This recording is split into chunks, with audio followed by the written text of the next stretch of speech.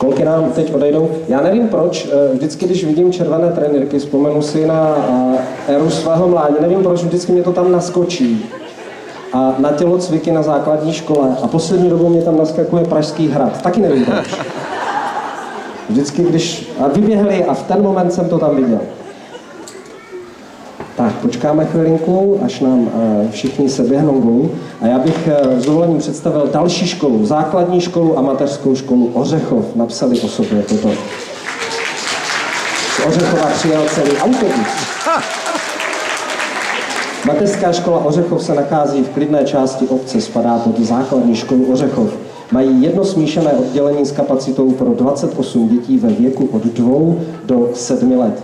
Výhodou mateřské školy je velká budova s prostornou hernou a tělocvičnou přímo v suterénu. Mateřská škola se pyšní vlastní kuchyní, kde se dle slov paní učitelky i dětí vaří jako od maminky. Dneska nám teda nic neuvaří, ale za to tady budou pařit. A to doslova, protože se přeneseme do roku 1978 na střední školu, kde Danny Zuko se zamiloval do Sandy, alias John Travolta se zamiloval do Olivie Newton-John. Jak jinak? Pomáda!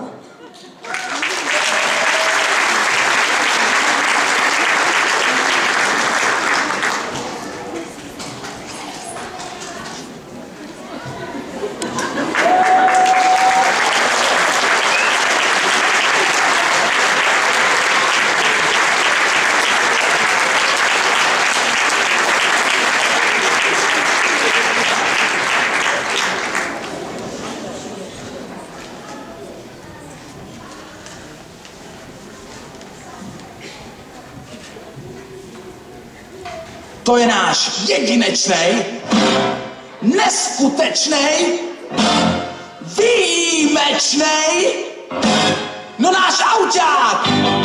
Tam tomu závodí motor a záživej leskuje. Ať koukaj, Tam si to lečí, jak mámy vej bleskovuje. a to mě máme a neze vyklepali. Jako blesky kuloví, všechny holky uloví. Mám za tu měkký sic, co chceš ho, tak pláce víc než ten auťák. Náš auťák, ten buďte mistrem rychlejkou.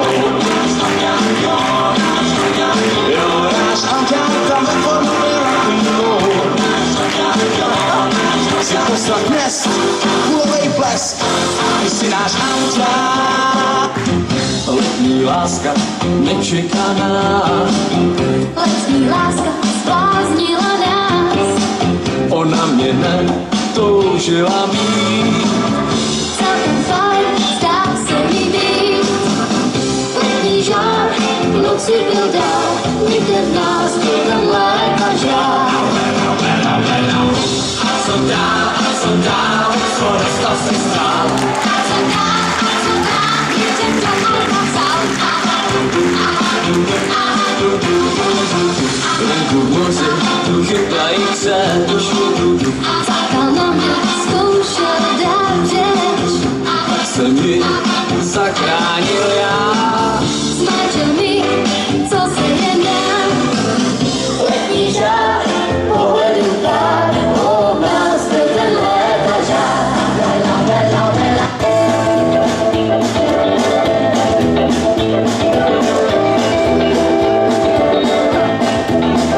Co ti krásně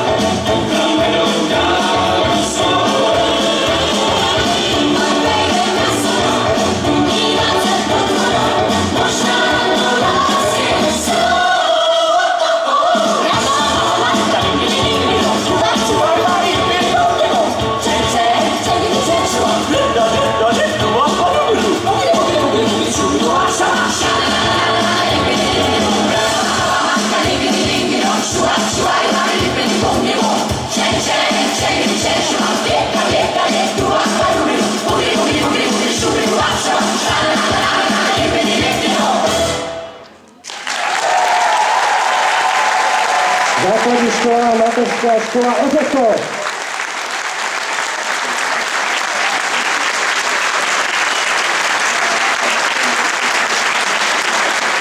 Jan Žuko a Sendu.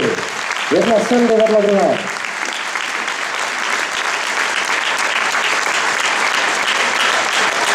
Pojď za mnou, teda. Pojď za mnou, neboj se. My zatím teďka budeme zase vyměňovat školky, jestli to mám dobře poznačeno, takže tady se bude promenádovat školka nahoru a dolů. Ahoj! Ahoj. Čeč, no tak máš nagalovanou hlavu. Jsi docela stydlivý, ne? Ne. Pořádku. Jak se jmenuješ? František Rokita. Kde bydlíš? V Ořechově. Číslo domu? To nevadí. Číslo konta? To taky nevadí. Dobře, už máš nějaké fáro, tady jste měli krásný auták. Už máš nějaké auto, pořídili ti vaši? Ne. Ještě ne, a chtěl bys? Jo. Jakou značku? Ferrari nebo Maserati? Nevíš, a co tě baví kromě aut?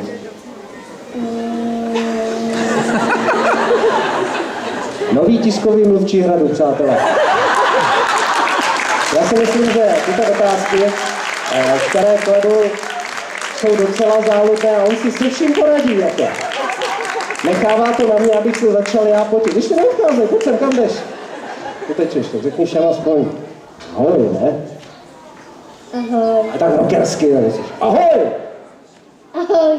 Dívej, oni ti všichni, když to uděláš ty, když řekneš to ahoj nahlas, tak oni ti všichni odpoví ahoj. Jak na koncertě, víš? Zkus to. Ahoj, Ahoj. Dobrý, ne? Zkusíš to ještě jednou? Já už nechci, ještě ty za maminkou, hele,